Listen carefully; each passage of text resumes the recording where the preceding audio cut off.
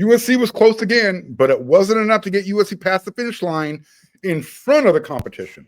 So what's the next step in the ascent back to the top for USC? MVP3 and I, we're going to talk about it. That's coming up next on this episode of Locked On USC.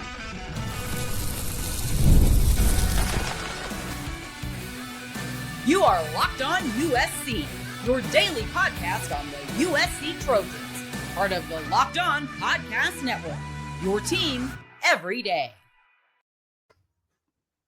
Fight on, everyone, and welcome to Locked On USC, part of the Locked On Podcast Network, which is also now the #1 sports podcast network.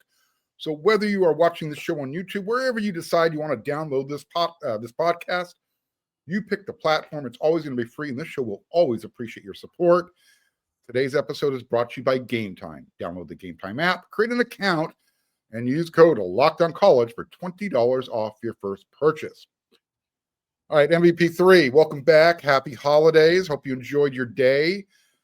I talked about what I saw on the Instant Reaction show. I just want to ask you this question straight up. You take over because you've had a chance to watch it a couple times on tape. What did you see from USC? What's your immediate takeaway 24 hours after USC came close again, but even without that victory cigar? Yeah, so when I first saw the game, I was watching it with the Atlanta alums at a watch party, and I'm talking to people and mixing it in and watching the game. And, you know, as a part of that, you know, I'm not as engaged as I want to be. And all I'm seeing is Oregon running the ball. You know, we came out, we scored first. I loved it. We were aggressive. You know, we're in a 7-7, 14-7, 14-14 game. I think we're in a dogfight. We're going to be in a high-scoring game. And then, you know, we have a series of penalties and just really horrible plays. And then in the middle of all that, you know, Oregon's just running the ball at will. You know, going into the game, I knew they had a big, strong, fast, athletic line, and they did, and they showed up. And that D-line they had, it showed up as well. So I walked away from the game just feeling like we got our butts whooped. It was embarrassing. I was hurt, a little bit angry, to be honest with you. But then I had a chance to rewatch the game, and I watched it this afternoon. And really, the difference in the game was special teams. Period. That's the bottom line. They ran the ball on us, but who hasn't run the ball on us, right? The reality is when we missed the kick and they had the return for the touchdown, and then we had the penalty on the missed kick, that was everything right there. That's what really separated the game. Even, you know, in the second half when you think we scored in every quarter, you know what I mean? But what happened in that first half and special teams destroyed us. So I walk away not feeling as bad about the team as a whole, but we made mistakes that in some areas we never make. Meaning our kicker is pretty good, and maybe we're just, you know, we haven't appreciated how good he's really been. So when you know, we're spoiled like that. He just picked a bad day to have a bad game, and it's everyone's to have those.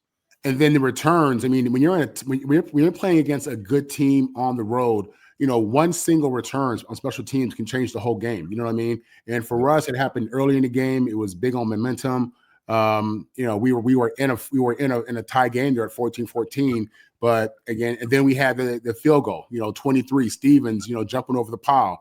And I get it. Listen, he's excited. It's momentum, but this is a coaching point. You're taught these things. You know, in special teams meetings, you're told, you know, about the rules, what you can and can't do. So, you know, he as excited as he was, and for as much as it was an aggressive attempt on his part, you know, it was a bonehead play. You know, and it went from a missed field goal to a touchdown.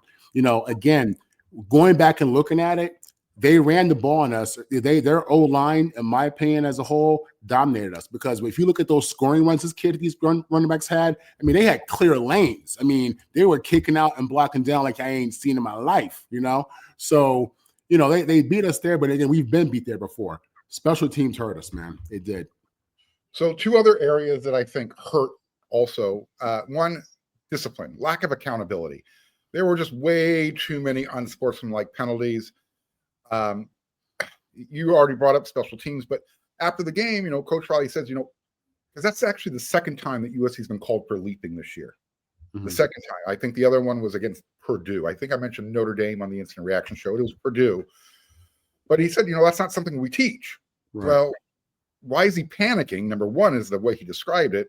And two, if that's not something you teach, Why is it something they're remembering to do? And it's happened, like I said, it's happened twice now.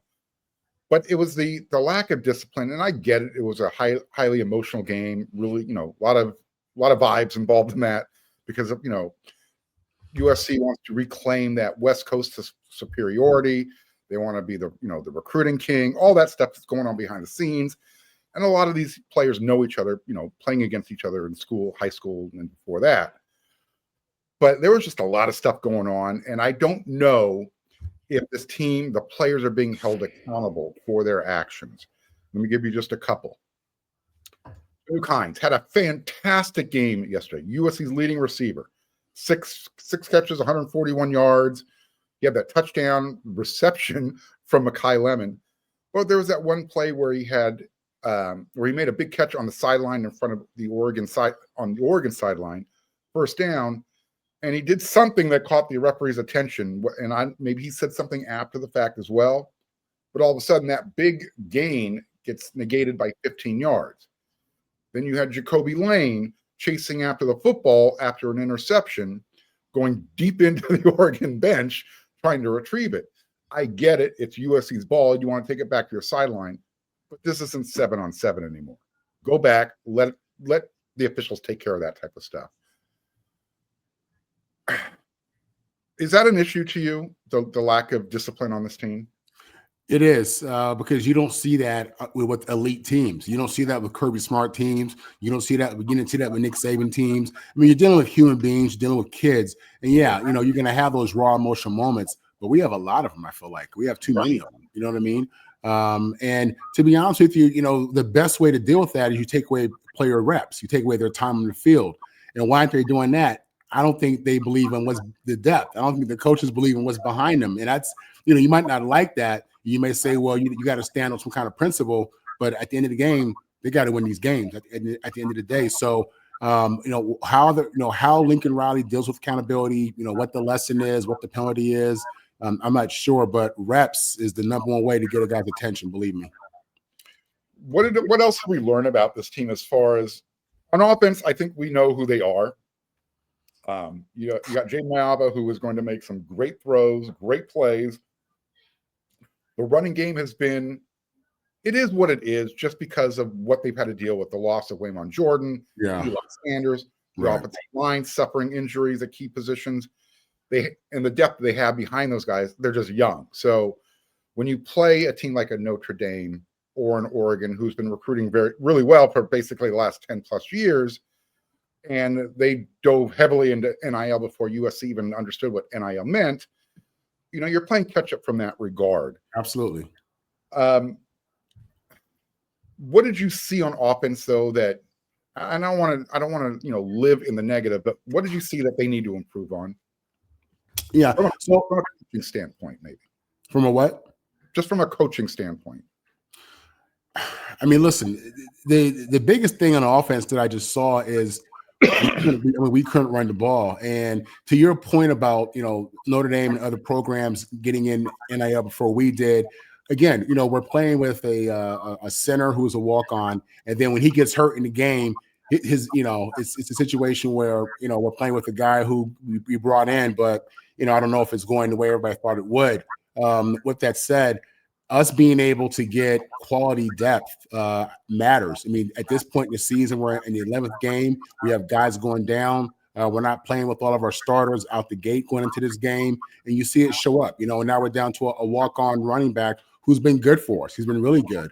But the reality is, if we have our starter, Waymo's the kind of guy that makes you miss in the phone booth. You know what I mean? So, we had him, we had Eli. So and then we have Brian Jackson. So when you think about it, in regards to the running back room, I think we had some depth. We have depth there, being down to our fourth guy. But in that O line, we hurt today. We didn't. I don't think that we were able to match up. When we go down a player, that makes a big difference, I think, for us. We're already down a couple guys, so it's not even a coaching thing. I think we need to continue to improve our depth, continue to be successful in the portal, and make sure we're hitting on the right guys. I think that's really what it comes down to for us. And even with all what I'm saying, we're still one of the top offenses in the country. You know what I mean? Again, you have to at this point say we have arguably one of the best O-line coaches in the country, in Zach Henson. So, what needs to improve? What did I see? I see a lack of depth. Whereas with Oregon, I mean, listen, they're playing without their top 3 receivers. We don't even play them in press. We're playing 12 yards off. They're 4th, 5th, and 6th best receiver. You know what I'm saying? That's crazy. That's insane, right? And these guys go down, and they got guys behind them. They have depth. They've done a phenomenal job with NIL and that whole process. Again, just like Notre Dame, like you were mentioning, that's where we have to do better. Do better in the portal, and on the other end of bringing guys in. Let's not forget, and it matters. In a few weeks, we're going to sign the #1 recruiting class in the nation, and it is a phenomenal, historic class. So, I think, as a whole, this thing's going the right way. Depth is where we need to, what we should be addressing. Yeah, I guess I was just pick out one thing, and you talked about, you kind of jumped over to the defense there. USC was also missing their starting 2 safeties, which, played a role. But for me, the biggest glaring issue on this roster is at linebacker. Mm-hmm. I don't know what's going on there. We'll talk about that in the next segment. Okay. But I think part of the developmental process with your younger players is getting them reps. And last year, USC, they went in the portal. They brought in Easton Mascarenas Arnold, Achille Arnold. Those guys played the vast majority of the reps. And I think it might have stunted some of those younger guys. So when they get their opportunity, now all of a sudden they're thrown into the fire. And I think that's one thing that Coach Riley has to kind of focus on, is making sure that you're getting younger guys opportunities to play. And I'm not talking about garbage time. I'm talking about during the game. Kennedy Urlacher, you saw him make a play against Oregon with that interception. Christian Pierce had some nice moments.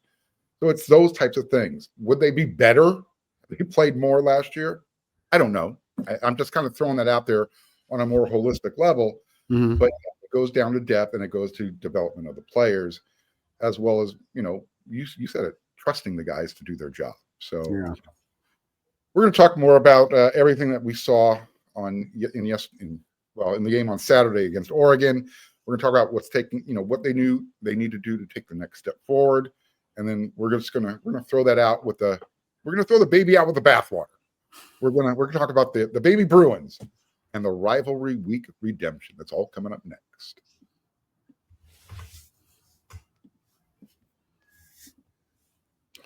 The holiday season is right around the corner, and that means it's time to get your home ready. Whether you need more seating for guests, cozy new linens, or fun serveware for the holiday hosting, Wayfair's Black Friday sale is here to help you make your space shine. And here's the best part. You don't have to wait. Wayfair's Black Friday deals are all happening all month long with up to 70% off everything from sofas to spatulas. Wayfair makes it easy to personalize your home for the holidays with a huge selection for every style and every budget. And with free and easy delivery, even though on the big stuff, you can get everything you need without the hassle or huge delivery fees. Now, instead of stressing out and getting the house ready, you can actually enjoy the holidays with your friends and with your family. Don't miss out on the early Black Friday deals. Head to wayfair.com now to shop Wayfair's Black Friday sale for up to 70% off. That's wayfair.com. The sale ends December 7th.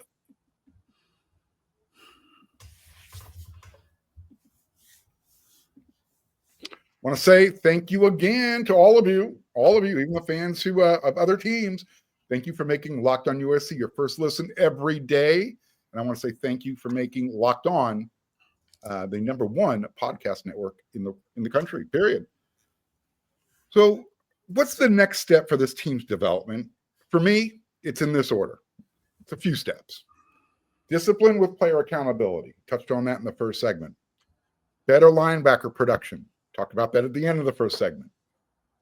And here's where I think Lincoln Riley needs to take the next step. Hire a full-time special teams coach. And if he can find himself to do it, and I don't think he ever will, hire a play caller so he can just focus on the team from a more holistic level. So he can focus on everything, special teams, defense, offense. Lane Kiffin figured it out. He's done it. Look where he's doing. Look what his team's doing now. Marvin, You tell me, what's the next step for this program so they can stop being close and they can start smoking that victory cigar? Yeah, well, it definitely starts with our defense, just because you have to admit Lincoln, for the most part, has fixed the offense. I mean, we have an offense, we have guys, that's going okay for the most part. But defensively, I mean, that's the issue, man. We're giving up too many yards, too many key plays. I'm not sure what we're doing schematically sometimes. And I'm not a defensive guy, but again, I don't understand why we play off as much as we do, especially in certain situations. Nevertheless, I think hitting that transfer portal is everything. As much as we don't like it, we want to build from the high school level, and we should. That's what the game is now. Yeah. If you need something right now, you go to the portal. Well, we have to do a better job evaluating those guys, because I know we invested heavy and we had a lot of belief in some of the guys we brought in, and it's been inconsistent at best. So when you look at the linebacker, you said it. I think really we need playmaking linebackers. We don't have those big impact guys that you hear about every other play on the tackle, and a lot of that has to do with what's happening up front. We're getting owned up front, so I understand that. It's tough. It's, to be honest, at times it's so bad that it's hard to tell, who's who and what's what, and it's tough, man. But we're getting beat up front, and which impacts linebacker play. But with that said, I think if you have a different caliber of player at linebacker, I think we have greater impact on defense. And it's just, we're not getting that. So I would absolutely start on the defense side of the ball. And knowing that we have the number one recruiting class coming in, I make sure that we focus on bringing in the right guys on the inside for our D-line and linebacker position. Well, on the long 2.5-hour drive back from Eugene to Portland, Scott Schrader and I, our recruiting guru, we were talking about that. They're bringing in a guy named Jamion Winfield from the state of Texas. Mm-hmm. They're bringing in Tom Tapui from Modern Day. They're bringing in dudes who might be better. Well, eventually will be better than the guys who are currently on the roster. Again, that's all about development and seeing them do it. They're highly rated recruits, but that's on paper. You got to do it. Let me ask you this. You've been in enough locker rooms. You've heard coaches talk. So after the game, Coach Riley was asked, what did you tell your team now that they've essentially been eliminated from playoff contention? This was his answer. Pretend you're on the roster right now. You're in the locker room and you heard this. And tell me what you think when you hear it. Because my initial thought was, well, maybe that's why. We don't make our plans contingent on how things go. How we play is just how we play. This is USC. The standard here is incredibly high. It's incredibly high in our locker room. So we'll start preparing for UCLA on the plane, and we'll get ready for that one and figure it out after that. If USC has a standard of championships, if the playoffs aren't at least the bare minimum, what's the message you hear from that? Listen, you're asking him questions right after the game, and he's a pro, and he does a pretty good job, I think, for the most part, of holding it together and giving you that good coach talk. He's razzled too. He's razzled too. He understands what that moment is and how USC Nation is looking at him. He understands how people feel. He feels that, regardless of how composed he may be or how perfect that answer may be. He feels that pressure in that moment. His blood pressure is high. He's nervous. He's upset. He's all that. Believe me, he is. So he's trying to get those guys to understand. We still, regardless of how bad this is, regardless of how emotional this is, regardless of what this may mean big picture, we have a big game coming up that matters. It matters to our people, it matters to our school, and it should matter to you. And he's just giving you that coach talk, man. I don't put a lot into that. Again, he's the guy that came in here talking about the Mecca of college football, not just one, not just two, not just three. That was him saying that. He understands what it is. So a lot of times when you hear him say things, I think you hear the pressure coming out, and the answer may be weak. The answer might not be what you want. But again, he feels that pressure too, man. Oh, trust me. He has the ability to speak off the cuff and be very candid. He got asked a question yesterday during the press conference that you could actually hear and feel the cringe in the room. When somebody asked him, one of the fans had a sign at ESPN Game Day saying, thank you for, extending Lincoln Riley. In other words, the premise was everybody's glad you're USC's coach. And he lit into the guy, and it was well deserved. And Coach Riley, he talked about his emotions, how he's human. Everybody saw him jumping up and down, bumping chest after the win over Iowa. Sometimes maybe that's what he needs to present more of that, because it's not for me, but if the players all of a sudden seeing that type of public, and I'm using finger quotes, outrage type of stuff, maybe it trickles back into practice. It's like, all right, coach is serious. Yeah. I think you alluded to this on your instant reaction show. I think, I'd like to see Lincoln be a little more honest about, some of the things that weren't so pretty in the game. You know what I'm saying? Like, it's okay to say, guys, we got our butt kicked today. Hey, guys, up front, they manhandle us in certain situations. You know what I'm saying? Like, the fans saw it. We saw it. People who like football, know football, we all saw it. Say what it is. You know what I mean? Listen, for what it is, I'll say Saban was great at that. This guy, they would have great games, and he'd rip his guys, and so I think it's okay for him to be a little more transparent about how he feels and let us know he's pissed off too. That's okay. You know what I'm saying? So, he comes off very Ken, like Ken and Barbie, perfect answer, perfect this, and he's definitely a new generation coach and how he approaches things. With what appears to be a high level of emotional intelligence, and I respect all that. But I do believe I would bet you behind closed doors he's a grown man with them young men. You know what I mean? Because that's the only way to be honest with you, to be successful. And this is why I continuously say, let us watch practice. We know what we're supposed to report and what we shouldn't report, but give us a glimpse into how you're holding your team accountable for these actions. Mm-hmm. I'm not talking about making them run laps, win sprints, and all that. We can see that after practice when we come in to talk to the coaches and the players, because that's usually when they're doing that type of stuff. Mm-hmm. I want to see how you're reacting to a player making a bad play during practice, how you're handling that. I brought up the Tunukain situation during the Oregon game. He brought him off the field, and it's almost like he put his arm around him and said, hey, you can't do that. Don't do that. So he missed a few plays, goes back in, he catches the touchdown from Mekhi Lemon.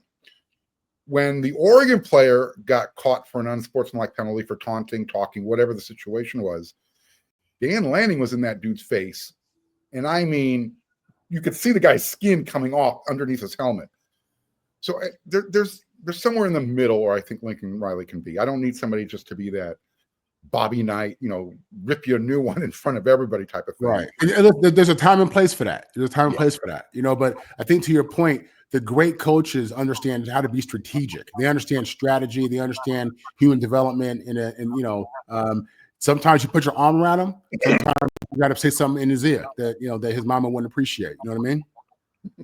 Yeah, especially because you're in the moment. I get it, but you're hurting the team, and that's what I wrote about in my article over there on wearesc.com. And it was a little bit of a play on words and saying, there's nothing special about this team, and obviously playing on the word special teams, but it was those types of little things that just keep adding up. And for me, it comes down to accountability, discipline, and you talked about defense. All right, enough of that. We're done with Oregon for this year. Again, USC hasn't gotten over. They haven't beaten a team that's highly ranked, let alone on the road. Here we are. It is what it is. We get to look forward to UCLA. You and I are going to talk about that next coming up.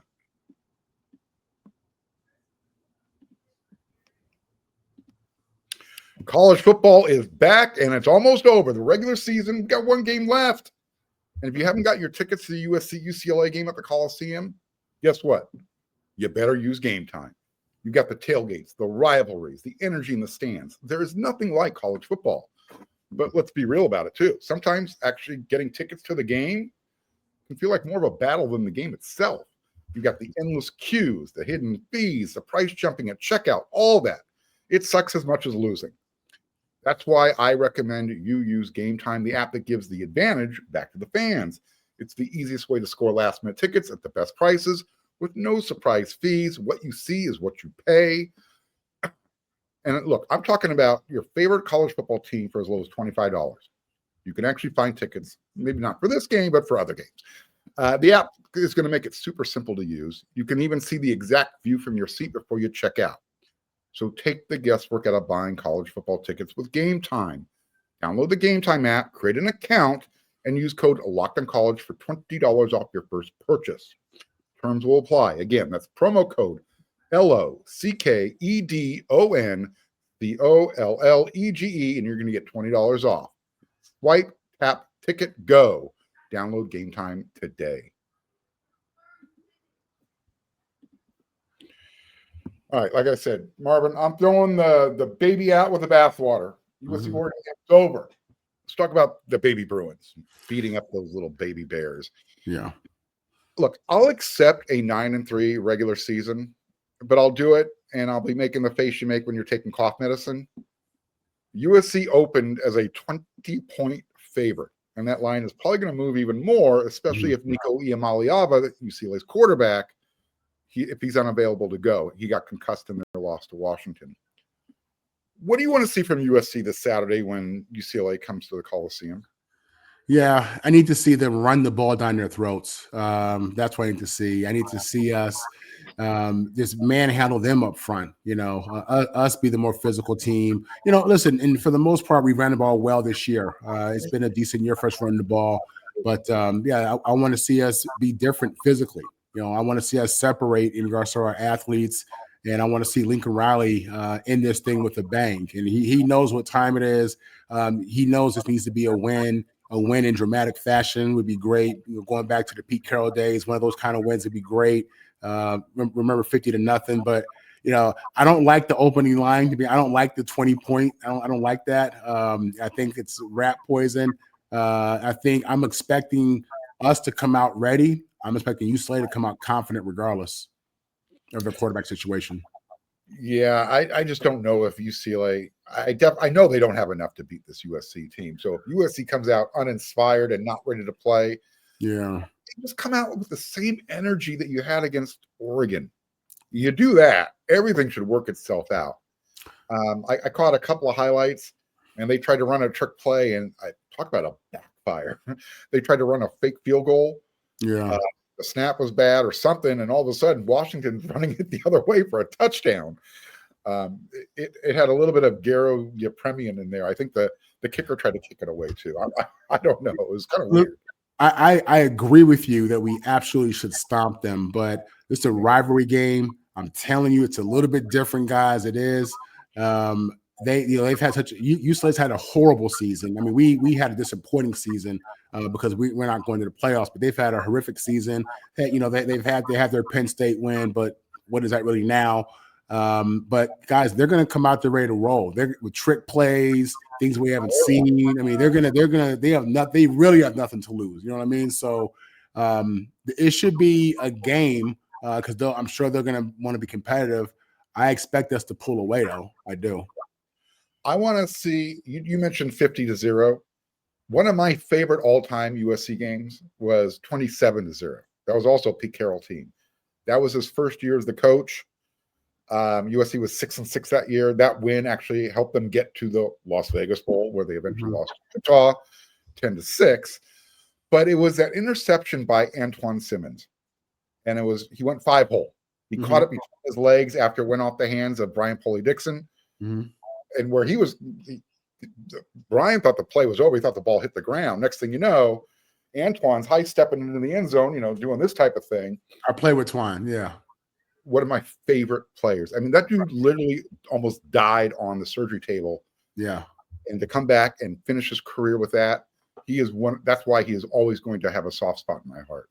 He was a great Trojan. Absolutely, he's a great Trojan. Yeah.